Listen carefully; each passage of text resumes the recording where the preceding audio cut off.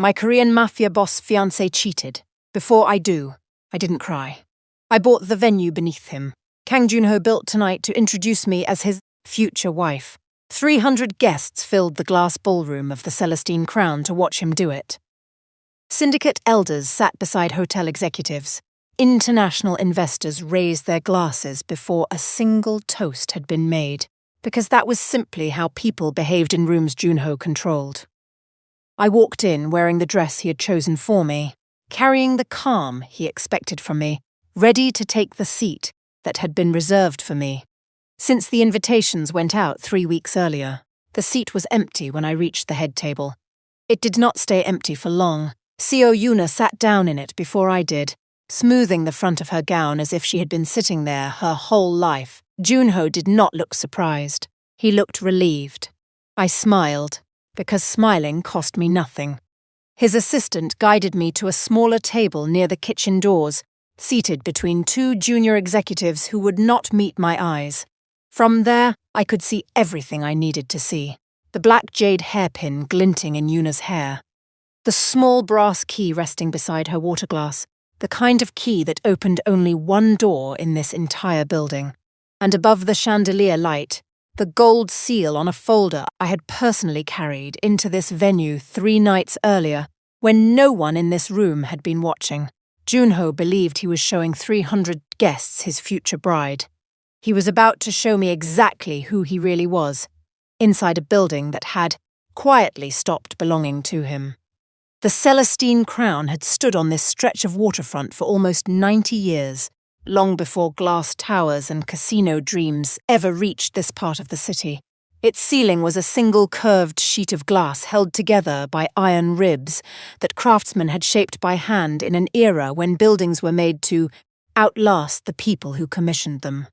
Tonight, 300 guests photographed the chandeliers, the marble, and flowers imported that morning from 3 different countries, and not one of them thought to ask who actually kept a building like this standing through 9 decades of storms, recessions, and quiet decline. I had asked. I had spent 6 months asking, long before anyone in this room had any reason to notice me at all.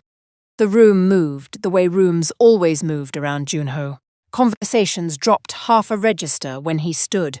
Waiters adjusted their pace before he lifted a hand. 2 of his security men shifted toward the side doors the instant he turned his head, as if his attention itself were a command. Hotel executives who managed properties worth hundreds of millions of dollars laughed a beat too quickly at things that were not funny.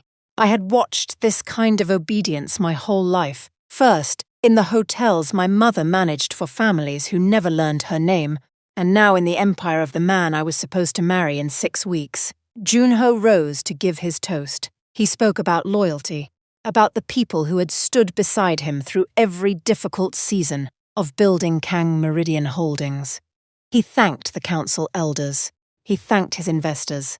Then he turned toward the head table and said that Seo Yoona had stood beside him through every war, and that she would be leading the Celestine Crown expansion.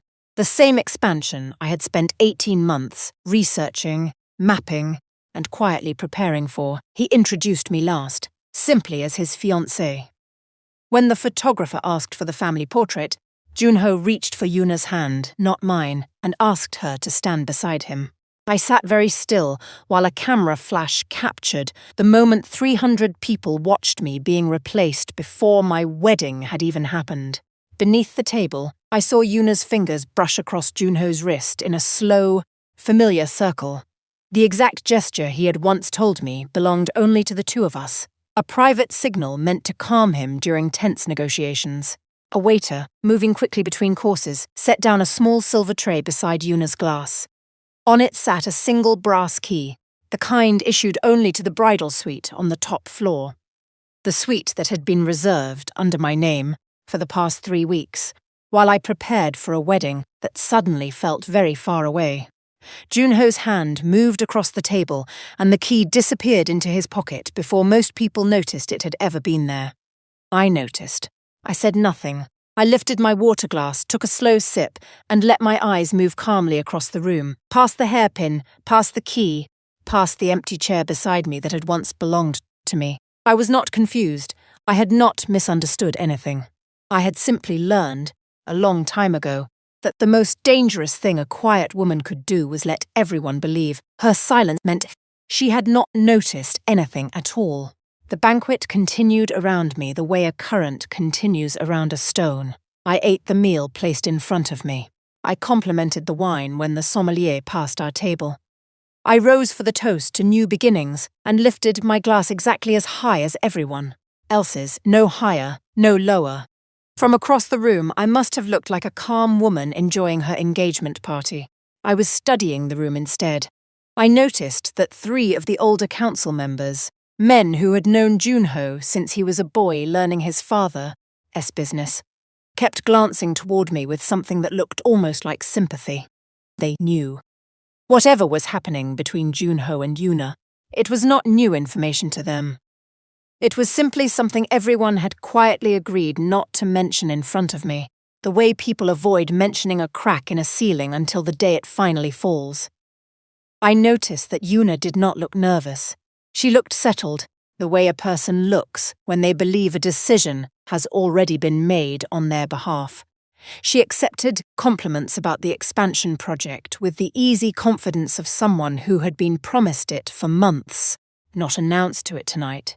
I noticed that Joon-ho kept checking his watch, and that every time he did, his eyes flicked briefly toward the elevator bank near the private suites, toward the floor where the Bridal-Suite Key now waited in his pocket. My mother used to tell me that the people who manage a building always know it better than the people whose names are on the walls. She managed luxury hotels for 30 years for families who never once asked her opinion and never once gave her ownership of anything, no matter how much of herself she poured into those buildings. She taught me 3 things before she died, and I had carried them with me into every room I had ever walked into since. Never confuse access with ownership.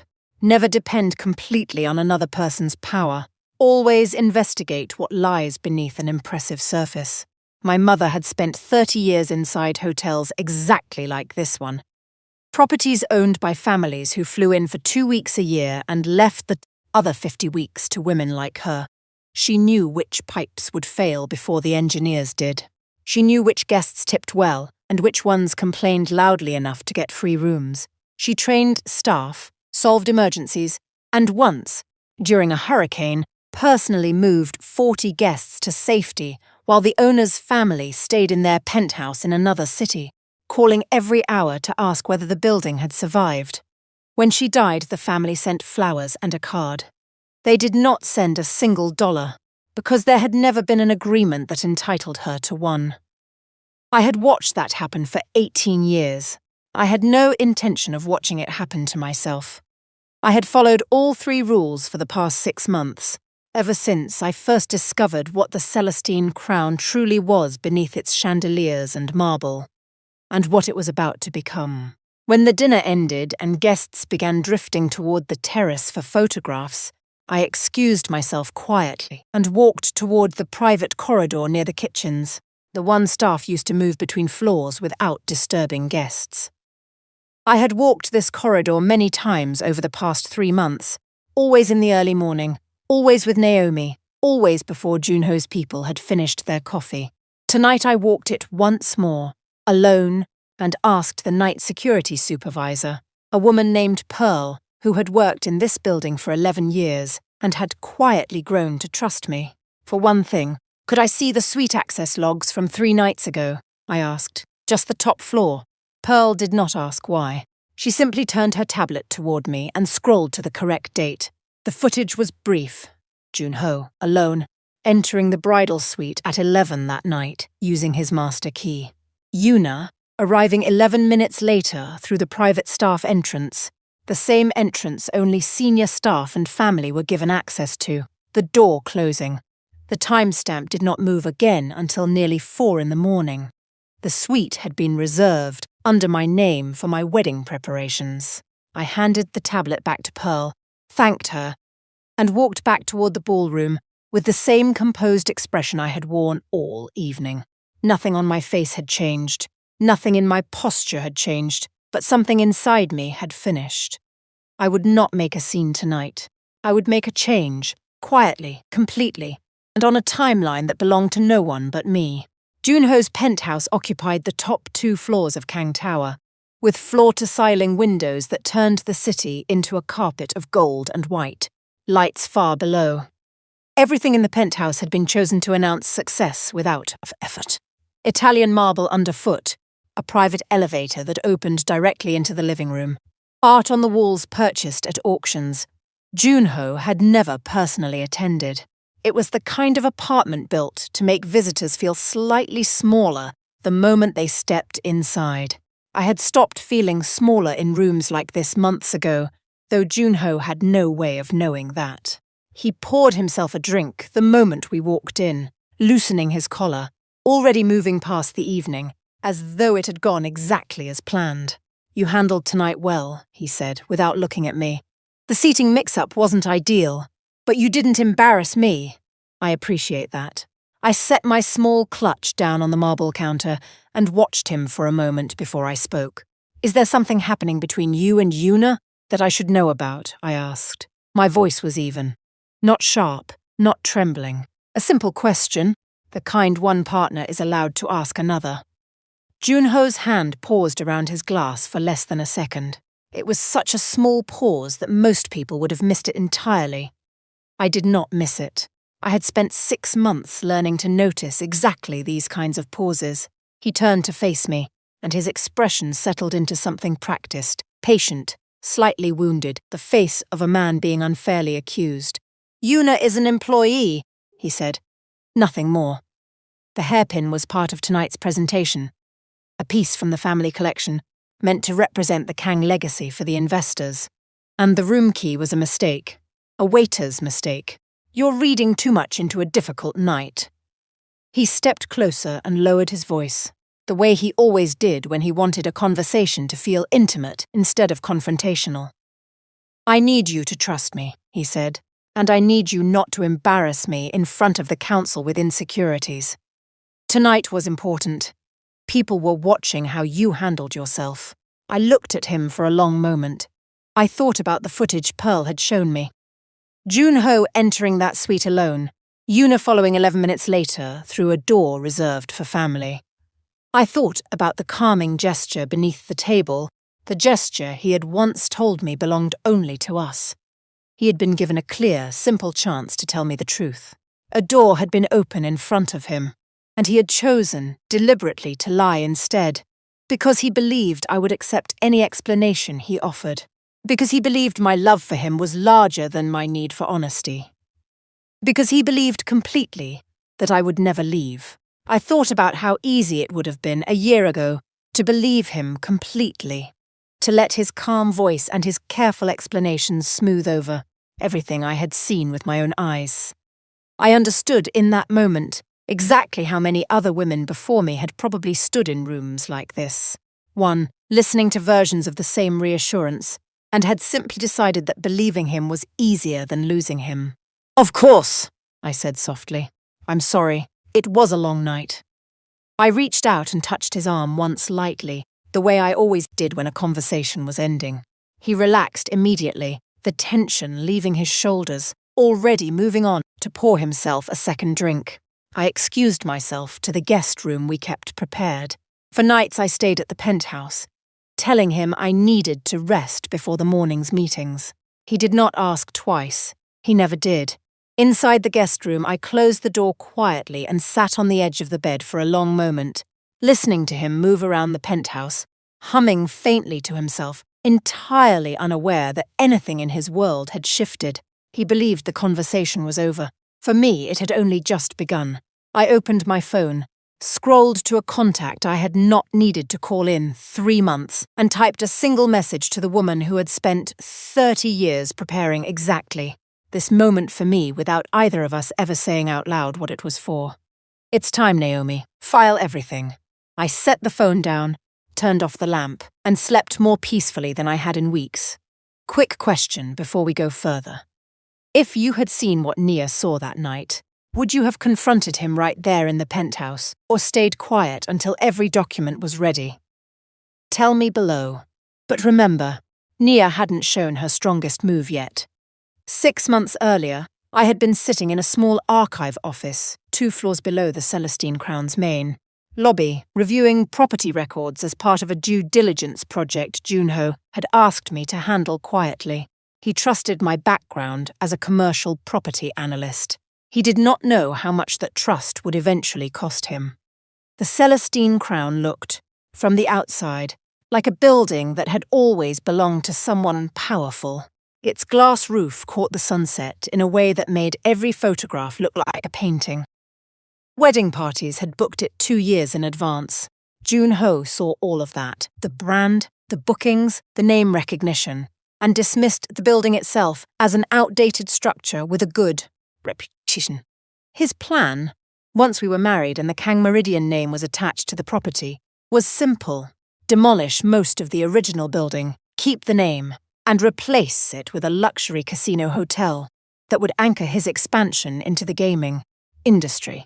What he never looked at, what he never thought was worth looking at, was the building's actual owner, an elegant, exhausted woman named Evelyn Laurent, who had inherited the Celestine Crown from her late husband and was quietly drowning in unpaid taxes, structural repair costs, and pressure from developers who wanted nothing more than to tear the whole place down. I met Evelyn for the first time, on a Tuesday morning, in a small office behind the kitchens that smelled faintly of old paper and coffee. She was 73 years old, and she had been fighting alone for almost 6 years to keep the building her husband's family had built standing. She showed me ledgers going back decades, photographs of the original construction, and a stack of letters from developers offering to buy the land for a fraction of what the waterfront access alone was worth, framed as generous favours to an old woman who could no longer manage on her own. Everyone who looks at this building sees a roof that needs replacing, she told me. No one ever asks what the building is sitting on top of, I asked.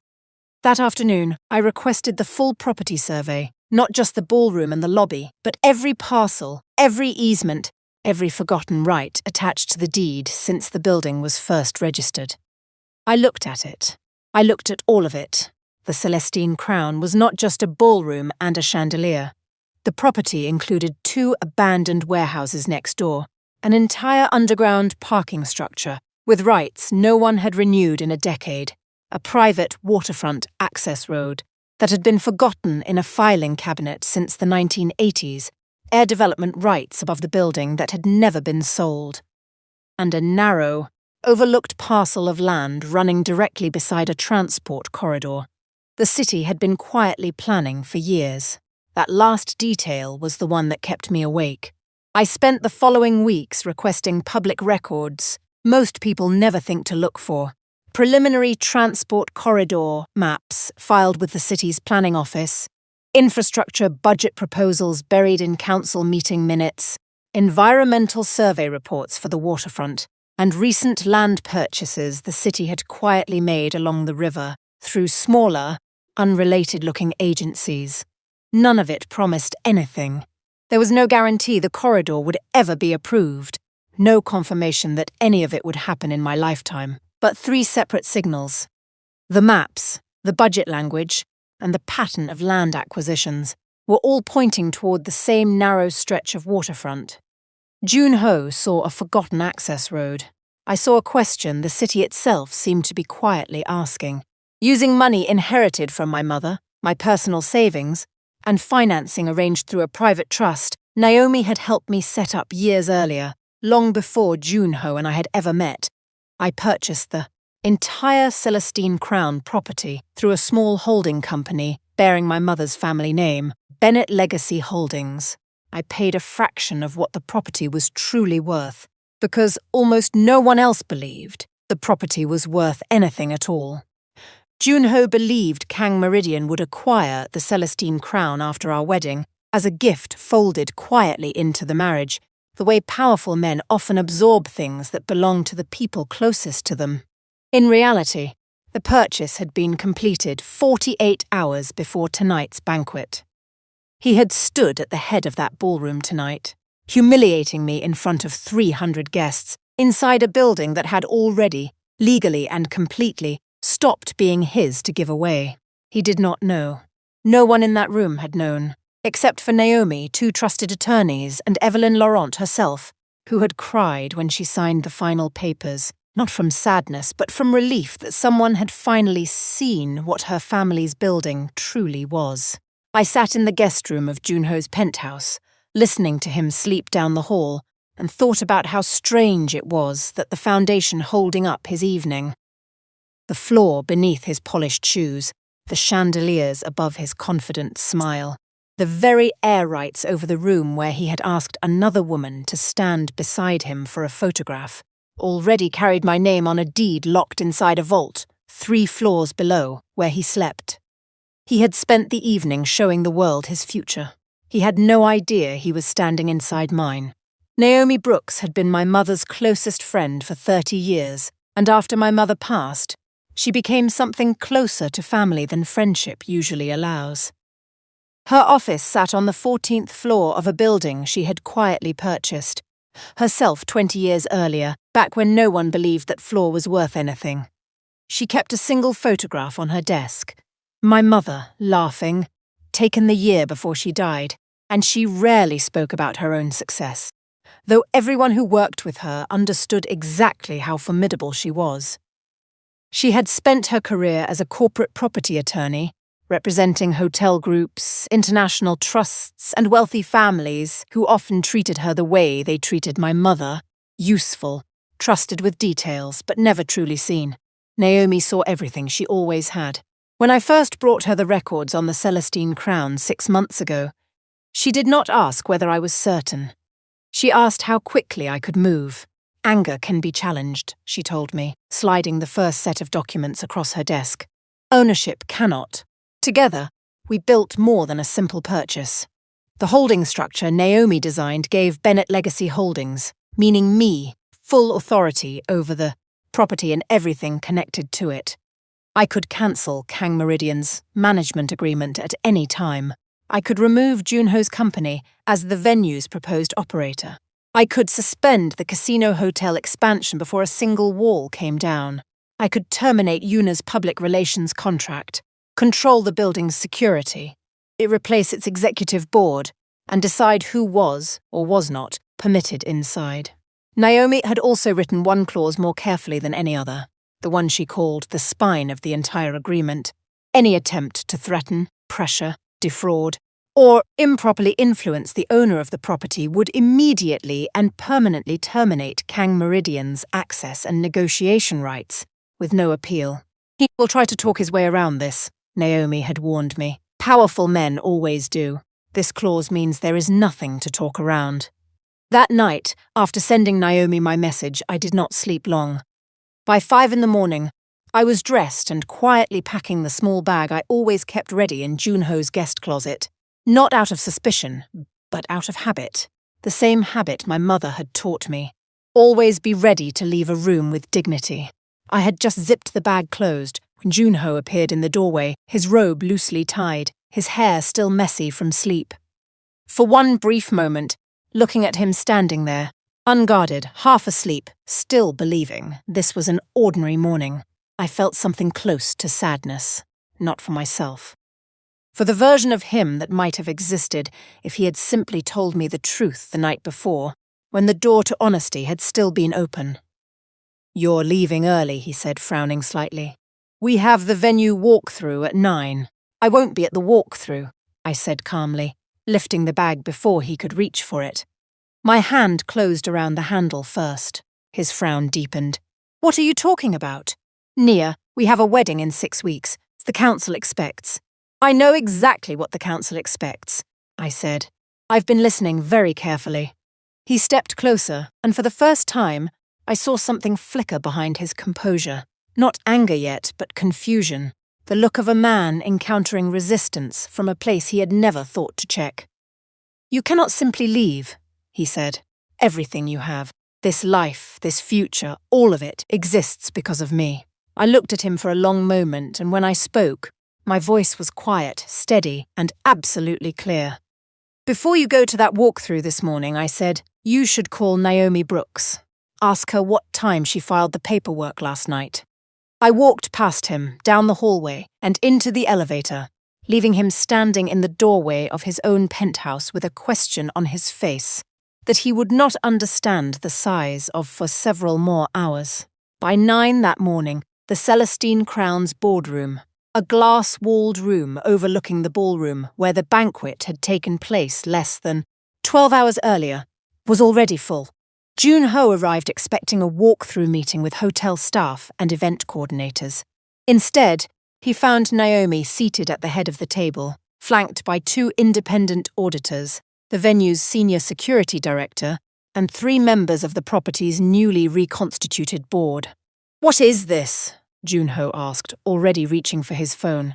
"Where is the events team?" "There has been a change in ownership," Naomi said simply, sliding a thin folder across the table toward him. "As of 48 hours ago, the Celestine Crown, the building, the surrounding land, the access road, and the associated development rights are owned entirely by Bennett Legacy Holdings." Joon-ho opened the folder. I watched his eyes move across the first page, then the second, his expression shifting from irritation to confusion to something closer to disbelief. For nearly 30 seconds, no one in the room spoke. The only sound was the soft hum of the building's climate system and, somewhere far below, through the glass floor, the faint clink of staff clearing the last of the banquet glassware from the empty ballroom. The same ballroom where 12 hours earlier he had asked another woman to stand beside him for a photograph. "This is a filing error," he said. "Or, this is some kind of misunderstanding. Kang Meridian has an agreement to acquire this property after the wedding." "There is no such agreement," Naomi said gently. "There was only ever an assumption."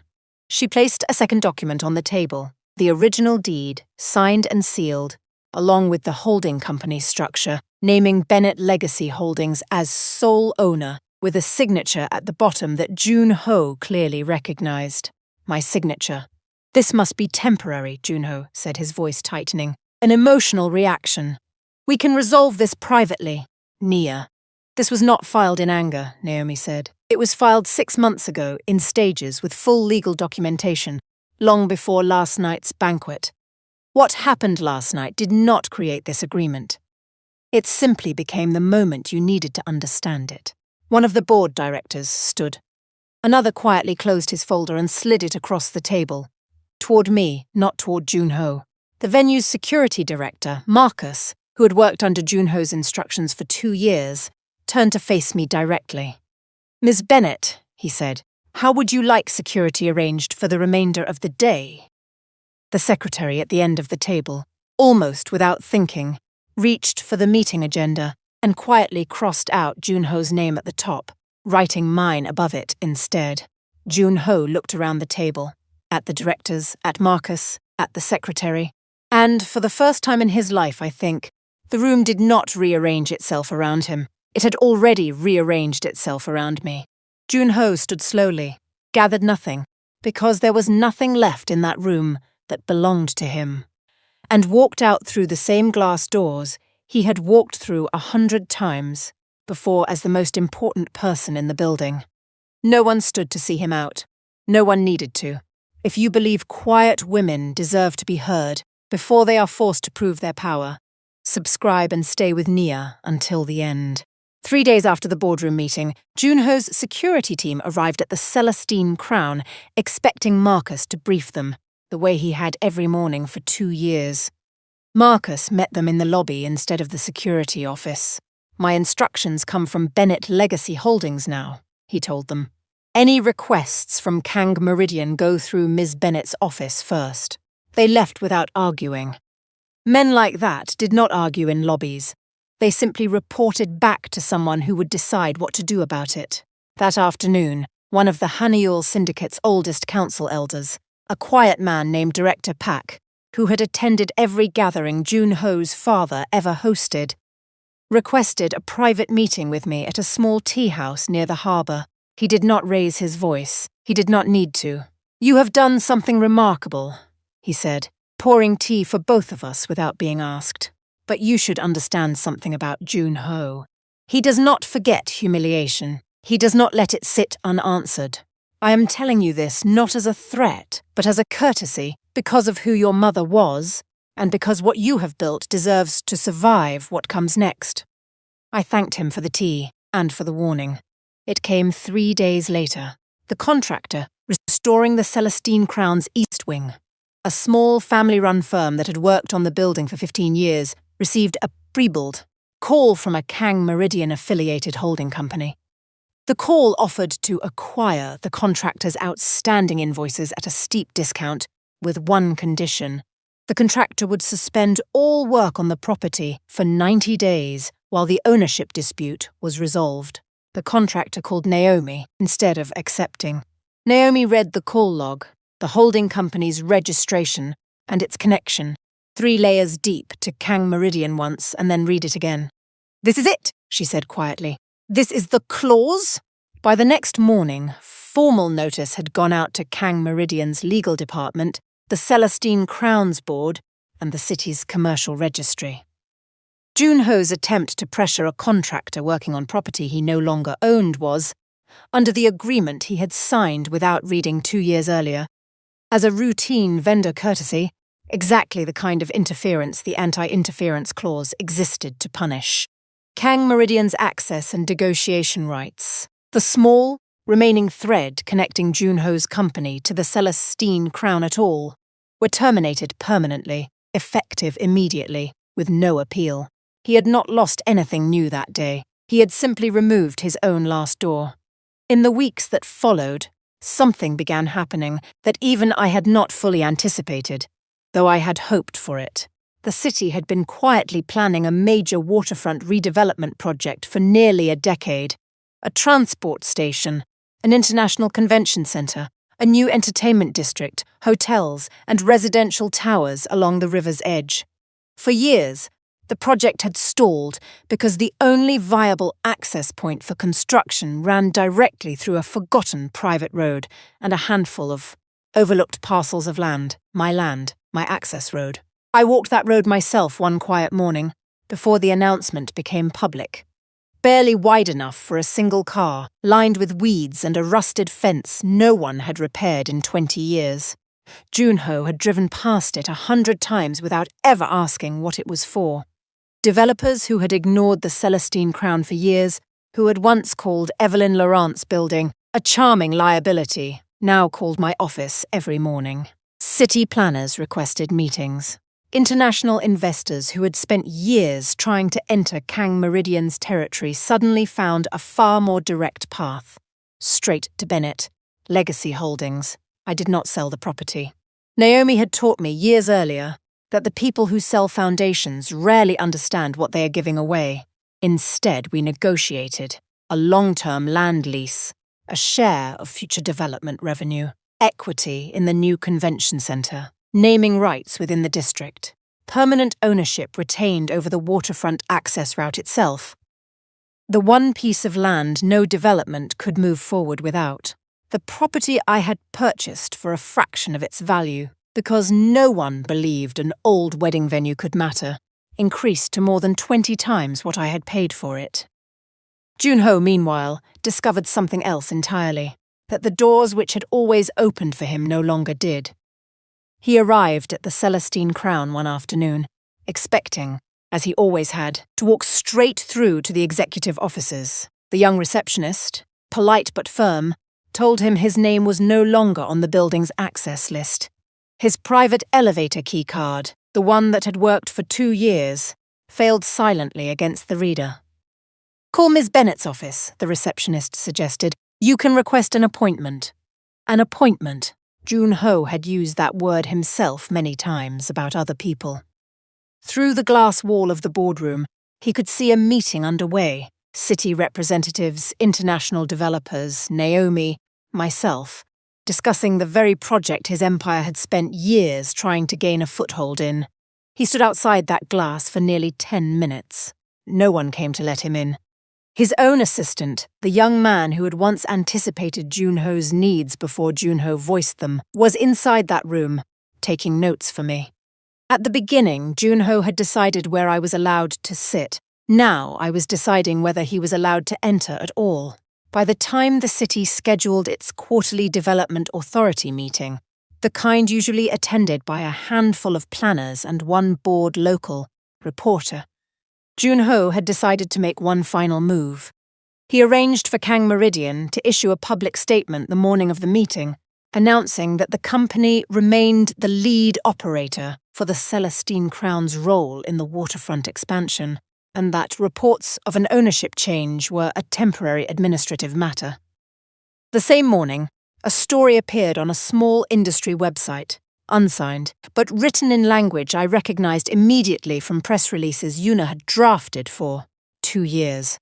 The story claimed that the Celestine Crown sale to Bennett Legacy Holdings had been arranged using documents backdated after the engagement banquet, and questioned whether Nia Bennett had factured ownership to seize her fiancé's project. For about 6 hours, that story moved quickly. Naomi did not panic. She had been waiting for exactly this kind of attack since the day we filed. By early afternoon, Naomi's office had released the full paper trail. The original purchase agreement, dated and notarized 6 months earlier. Evelyn Laurent's signed statement confirming the timeline. The property survey requests, time-stamped from the archive office 2 floors below the Celestine Crown's lobby, months before the banquet had even been scheduled. Every document Yuna's story implied did not exist, had in fact existed for half a year, sitting quietly in a filing system no one had bothered to check before publishing. The story was quietly removed from the website that evening. No correction was issued, none was needed. That night's Development Authority meeting was live-streamed, as it always was, to an audience that usually numbered in the dozens. This time, because of this morning's headlines, several thousand people were watching. A city planning director opened the session by addressing today's reporting directly. On screen, beside her, was a single slide, a copy of the original deed dated 6 months earlier, beneath the words Bennett Legacy Holdings, verified landholder, waterfront access corridor. For the record, she said, the city recognizes Bennett Legacy Holdings as the sole landholder for the parcels required for Phase 1 construction. Kang Meridian Holdings is not, and has not been, a party to this agreement. Somewhere across the city, in a Kang Meridian conference room, I imagined Joon-ho watching that slide appear on a screen in front of his own remaining executives. The same executives who had, that morning, repeated his claim about temporary administrative matters to their own teams. Within a week, Yuna's contract was terminated. The story that had been meant to discredit me had instead exposed exactly how closely her office worked with Joon-ho's, and exactly how little either of them had checked before acting. She sent me one message the day the news broke. I didn't know about the wedding suite reservation being yours. He told me the engagement was already over in private, that it was just a formality for the council. I should have asked more questions. I read it once. I did not respond. Whatever Joon-ho had told her, she had chosen in the end to attack rather than ask, and that choice, not his lie, was the one that cost her everything. Joon-ho requested a meeting 1 week after the broadcast. By then he looked different, not in his clothes, which were still expensive, still pressed, but in the way he carried them. He arrived without his usual entourage of assistants and security. He had been required, for the first time in years, to request an appointment and wait for confirmation. The meeting took place in the Celestine Crown's private glass boardroom, the same one overlooking the ballroom where our engagement banquet had been held. Below us, through the glass floor, the ballroom sat untouched, the altar still standing, the flowers wilted in their stands, the wedding cake we had ordered together still sitting, uncut, beneath a clear cover. Joon-ho expected to find me alone. Instead, he found Naomi, 2 board members, an independent auditor, Marcus from security, a representative from the city's development authority, and 2 elders from the Haniul Syndicate Council, including Director Pak, who gave me the smallest nod as I entered. I placed 4 documents on the table in front of him, one at a time.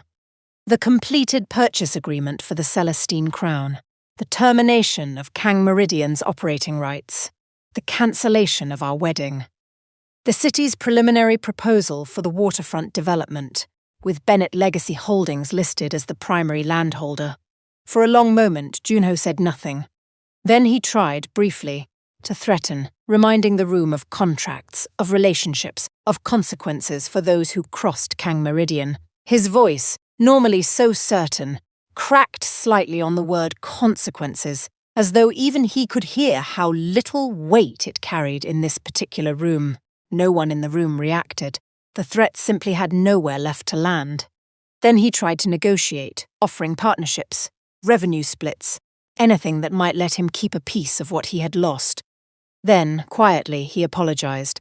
"Yuna meant nothing," he said, looking only at me now, his voice lower than I had ever heard it. "It was a mistake. You have to understand. That is what makes it worse," I said. "You destroyed something priceless for someone you claim meant nothing." He was quiet for a moment. When he spoke again, his voice had lost its certainty entirely. "When did you decide to take everything from me?" he asked. "I didn't take anything from you," I said. "I purchased what you were too arrogant to realize you never owned."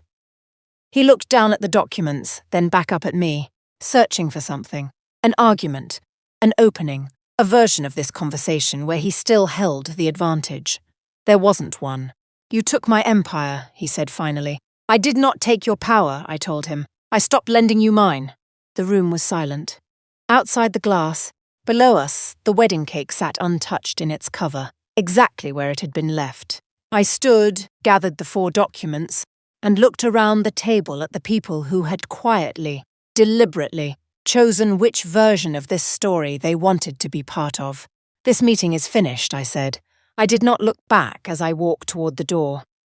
Behind me, I heard chairs shifting and papers being gathered, and beneath all of it, the faint, distant sound of the ballroom below. Empty now, except for a cake no one would ever cut. 6 months later, the Celestine Crown reopened under a new name, its original architecture carefully restored rather than demolished. A new gold sign was installed above the main entrance. The week the waterfront project officially broke ground outside. The waterfront development moved forward exactly as the city had promised. The access road, the parcels, the air rights, all of it became some of the most valuable land in the region, almost overnight. I did not take a single buyout offer, no matter how large. Naomi had taught me that ownership, held patiently, almost always outlast any one-time payment. The lease revenue, the equity in the convention center, the naming rights, together, they made me one of the wealthiest independent property owners in the city, without a single dollar of it tracing back to Joon-ho. I used some of that wealth the way my mother would have wanted. I hired women who had spent decades managing hotels for families that never gave them ownership or recognition. Women like my mother had once been, and placed them in leadership roles across Bennett Legacy properties. I established a profit-sharing program for every employee and a training foundation in my mother's name, so that the next generation of women who understood buildings better than the people whose names were on them would never have to wait for someone else to notice. The first class of the foundation's training program graduated 11 women, most of them former housekeeping and maintenance staff who had spent years keeping properties running without ever being taught how those properties actually worked. Financially, legally, structurally. I sat in the back row during their small graduation ceremony, and I thought about my mother, and about Evelyn Laurent, and about how much of the world ran quietly on the knowledge of people no one had ever bothered to ask. Joon-ho kept a portion of his original empire. Kang Meridian still existed, smaller now, quieter, operating in markets that no longer overlapped with mine. But he had lost the Celestine Crown, the waterfront expansion, several international investors, and, perhaps most painfully for a man like him, the council's confidence. The room no longer rearranged itself for him. It simply continued without him. He came to see me once more, several months after that final meeting in the glass boardroom. I was standing in the restored ballroom, the one that had once held our engagement banquet, now empty, except for soft afternoon light pouring through the glass roof. The altar was gone. The wedding decorations were gone. Outside the tall windows, cranes moved steadily across the waterfront, building the district that would secure my future for decades. Joon-ho stood in the doorway, asking for one final chance. He promised to change. He offered marriage, protection, a place beside him. Everything he believed a woman like me should want. I thought for a moment about the version of myself who might once have said yes. The version who believed that being chosen by a powerful man was the same thing as being valued. I once thought being chosen by you would prove my worth, I told him. Now I understand that abandoning myself to keep you would have been the greatest betrayal of all. He did not argue. There was nothing left to argue with. I watched him leave, through the same doors he had once walked through, expecting the world to rearrange itself around him. And then I turned back toward the windows, toward the cranes, toward the gold letters being lifted into place above the entrance below. I did not feel triumphant. I did not measure my peace by what Joon-ho had lost. I felt something quieter than victory. I felt free from needing his approval, free from carrying an empire that had never truly needed me to survive, only to be obeyed. Below me, through the glass floor, I could see workers carefully removing the last of the wedding chairs from the ballroom, stacking them for storage. By next month, that space would host its first event under the Bennett Legacy name. Not a wedding, but a scholarship dinner for the Foundation's newest class. I found that I liked that better. Silence had never been my weakness. It had always been my preparation.